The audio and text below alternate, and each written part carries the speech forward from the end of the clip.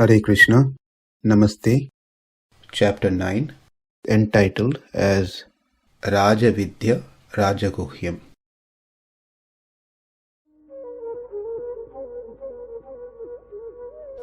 Sloka 34, Part 2. Man-manā bhava mad-bhaktaha, mad-yājī mam namaskuru, mam evaiṣyasi yuktvaivam, ātmānaṁ mat-parāyaṇaḥ.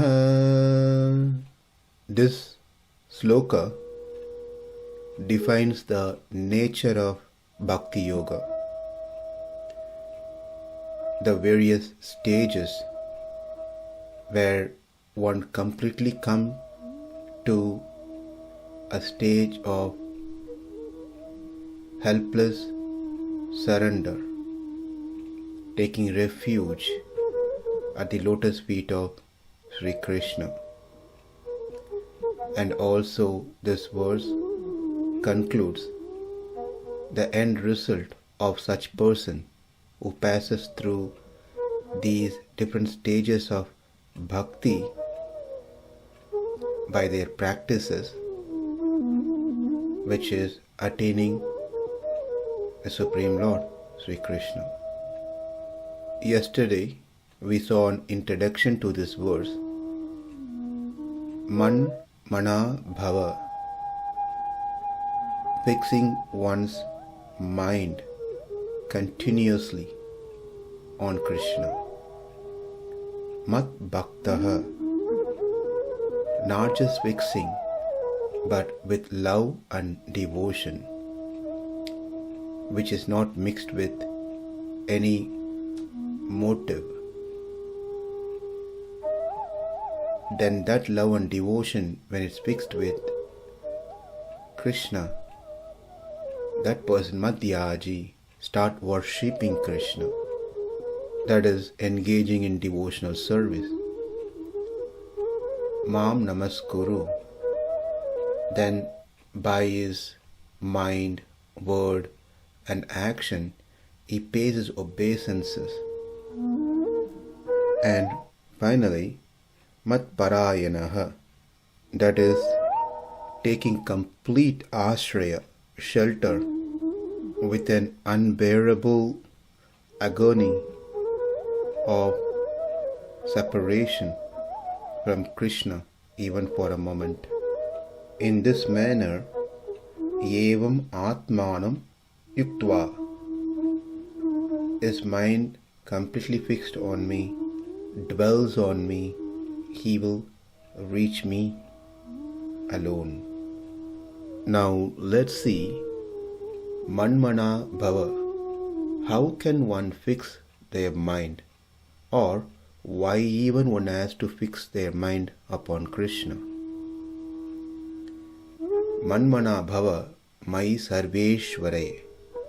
Sarveshvare means because he is controller, supreme controller.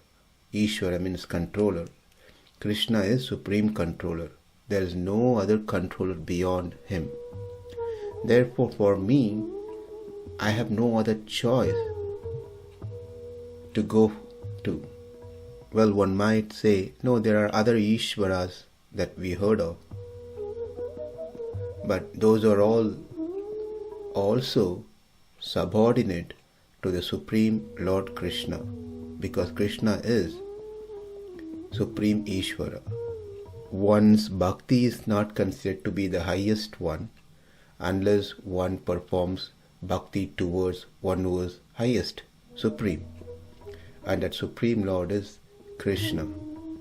So this is one reason where we can train our mind to focus on the Supreme Ishvara, who has no one else beyond him to control him.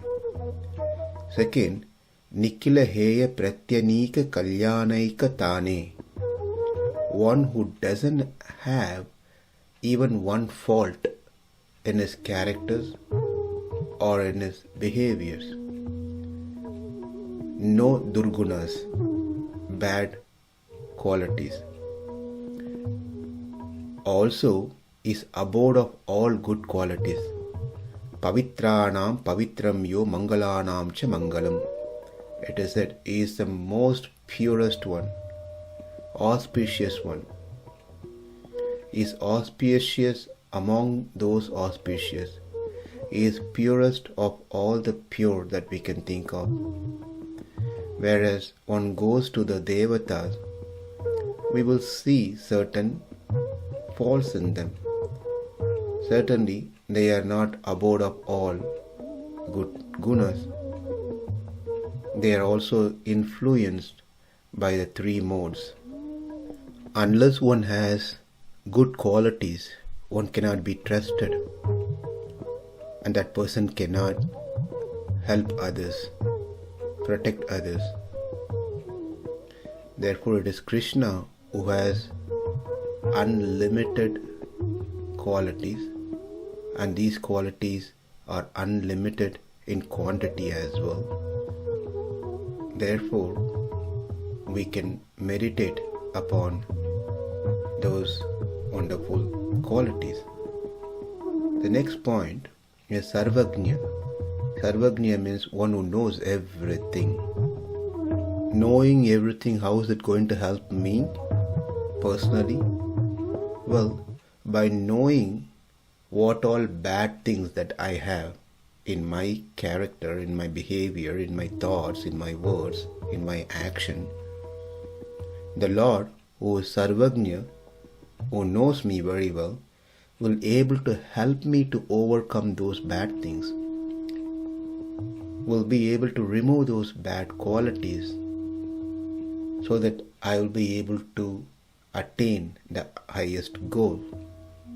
If someone doesn't know what the problem, how will that person be able to help the other person? The devatas, they know little bit about past and future, but not that they know everything. Therefore, it is the Supreme Lord who knows me in and out. Therefore, it can only be that Supreme Lord, Sri Krishna, who can help me. No one else can help me, because He is Sarvagnya, knower of everything. That leads to the next one called Satya Sankalpaha. Just knowing everything is not going to help. Someone may know our problems, but if they cannot help, then what is the use of they knowing the problem? Whereas Krishna, not only He knows about me and everyone, but He also has the capacity to solve my problems. Satya Sankalpaha. Because whatever His things, His thoughts are, will get resolved, which is not possible with anyone else. How do we know that He has a Satya Sankalpam? Because that leads to a next point, Nikila Jagadeka Karane, meaning we know from the scriptures that He is the cause of everything. Eka Karane is the only one who is the cause of this entire creation, which happened by His Satya Sankalpa, by His determination, His resolve. He is Upadana, Nimitta, Sahakara, all types of Karana. Creation, for the maintenance, for the destructions as well.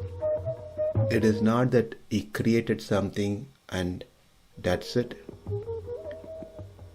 Whatever is created, it is His own energy.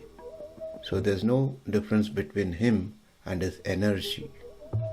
So He is present in everything.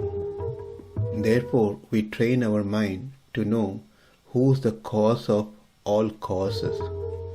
By knowing the main cause, then we know the effects that comes from the cause as well. For example, if I know gold, then I can say, I know golden ring, golden bangle, etc., which are all the effects that comes from the cause, which is gold. So we train the mind that Krishna is the cause of all causes. Nikhila jagadeka karani. There's no one else. The next is Parasmin Brahmani. Mean Krishna is Brahman, the supreme God, that one Brahman. One has no equals, no one is greater than him. Everything comes from him, everything goes back into him. Ito va imani bhutani jayante, yena jatani jivanti. Yat prayanti abhisamvishanti, tat vijñāsasva tat brahma. It is said in the Upanishad that one should know Brahman. What Brahman means? Brahman, from whom everything comes, and then to him where everything goes back in return. He is Brahman. And who is that Brahman? Ekovai Narayana Asit. Narayana Param Brahma Tattvam Narayana Paraha. Narayana Paro Jyotir Atma Narayana Paraha. In many places it is clearly stated, it is the Supreme Lord, Narayana, who is Brahman. Next is Purushottame.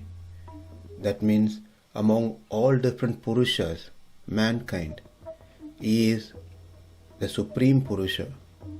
He is greater than Achit, which is matter. He is greater than Baddhatma, the conditioned souls. He is greater than Muktatma, the liberated souls. And he is greater than the Nityatmas, who are eternally situated in the spiritual world. Therefore, he is Purushottama, the Supreme Person. So what we have seen so far is the Lord's Swarupa, that we can train our mind based on these things. Sarveshware, he is a supreme controller. Nikhila heya pratyanika kalyanaika tani, he is with full of good qualities. Nikhila jagadeka karani, he is cause of all causes. Sarvagni is knower of everything. Satya Sankalpe, who can resolve all his thoughts. Parasmin Brahmane, he is that one supreme Brahman. Purushottame, he is greater than any Purushas. In this way we can fix our mind on the Supreme Lord. Then Rupa Guna is beautiful form.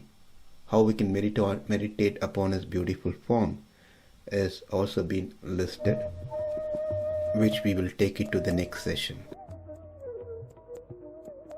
Namaste. Hare Krishna.